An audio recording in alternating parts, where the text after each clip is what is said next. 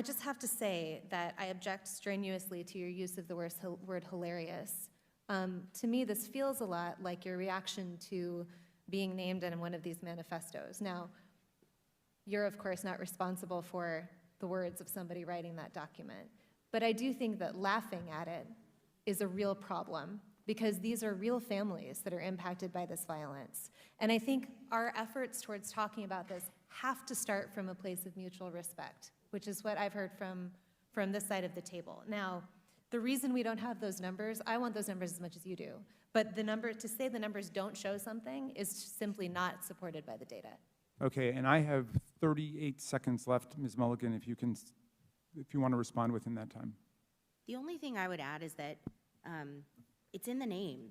Terrorism, domestic terrorism, it terrorizes us. It terrorizes us in our homes. It terrorizes us in our schools.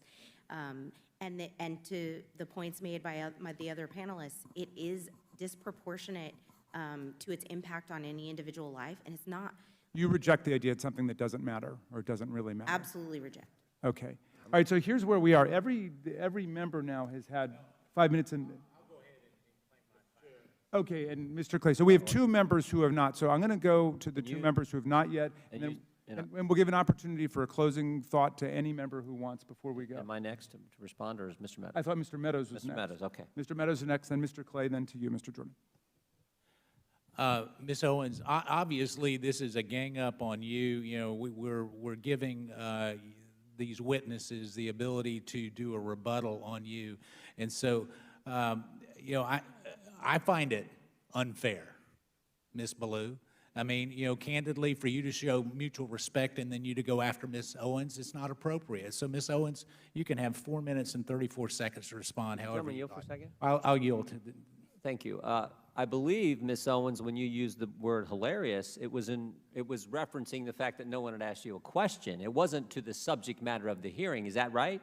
That is correct. And to have another witness insinuate something that is not accurate is just not appropriate, Mr. Chairman, for how witnesses are supposed to behave in front of this committee. I also think you didn't say it doesn't matter about the subject matter of today's hearing. You said there are other subjects that matter as well, and maybe we should spend some time on those. Is that accurate? That is correct, and they matter much, much, much, much more, and I have said that. I said that in my opening, and I will say it again. You know that white supremacy and white nationalism is ranks nowhere near the top of the issues that are facing Black America. And the reason that you are bringing them up in this room is because it is an attempt to make the election all about race, as the Democrats Not in my case, Ms. Owens. I'm sorry. Please do not characterize my motive. Mr. Chairman, it's my time. Yeah, it's my time. You've got your time, Mr. Meadows. I'll give you 3 more seconds. Every 4 years, you bring up race, and you knew exactly what I meant when I said hilarious, and you just tried to do live what the media does all the time to Republicans, to our president, and to conservatives, which you tried to manipulate what I said to fit your narrative, okay? I was not referring to the subject matter that is hilarious. I said it's hilarious that we are sitting in this room today, and I've got 2 doctors and a missus, and nobody can give us real numbers that we can respond to so we can assess how big of a threat this is, because you know that it is not as big of a threat as you are trying to make it out to be so that you can manipulate. And the audacity of you to bring up the Christchurch shooting manifesto and make it seem as if I laughed at people that were slaughtered by a homicidal maniac is, in my opinion, absolutely despicable. And I think that we should be above that.